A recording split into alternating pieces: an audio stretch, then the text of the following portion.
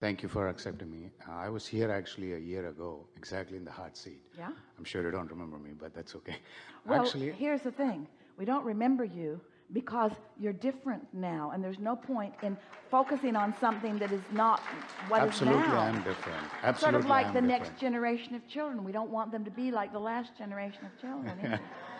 No, actually, I'm a scientist, and the question I have is, have you ever sat with scientists and explained your theory? Because your theory are extremely scientific to me. Every word you speak is extremely scientific because you call path of least resistance. That's nothing but tunneling effect in quantum mechanics. Your vibrations are nothing but zero-point energy vibrations of every molecule that we see here today. Air molecules, for example, which is nitrogen and oxygen.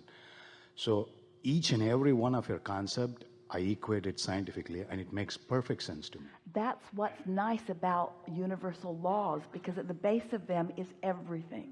Absolutely. Yes. But have you ever sat with quantum mechanics people, physicists and theoreticians, and tried to explain your theory and even come up with the mathematical foundation for your... Well, you are the manifestation of that for us. In other words...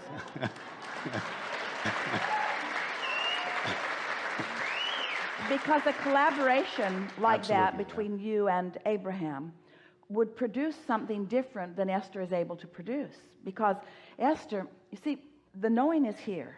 And that knowing has been created or generated by all that has been lived. You understand the evolution of the species, the evolution of all things. So there is a vibrational beingness. There is a further evolution of all things than man has allowed himself to see materially.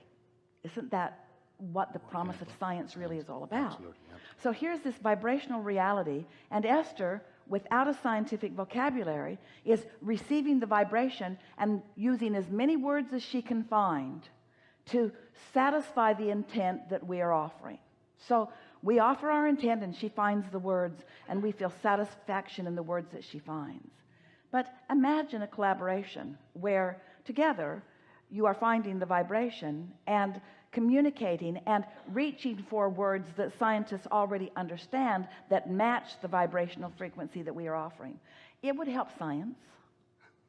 Definitely. It's not necessary to anyone, but it would help science. The reason for me is that you can reach out to much, much more wider audience.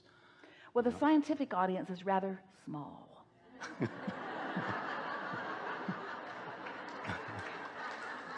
And stubborn. Stubborn, that's very and true. sort of set in the what is ways. That's correct. And also needing everybody scientifically to agree before they move even a little bit forward.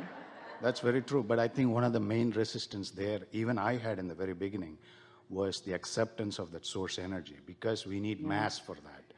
That was really my initial fight with that theory. And So was the bridge for you vibration? yeah, vibrations, That was absolutely. the bridge, Yeah, wasn't absolutely, it? Because yeah. once you begin thinking like a vibrational being, everything starts making sense. believe And it or until not- then, you're just moving dirt around. Right, absolutely. And my PhD is actually in vibration spectroscopy, so that really clicked me right away. But the source energy, how to equate that, to the real existence of that, was the one that I was struggling in the beginning. Yeah. But once I got accepted to that, everything was just downstream from that time on. Yeah. Thank you so much. Yes, indeed.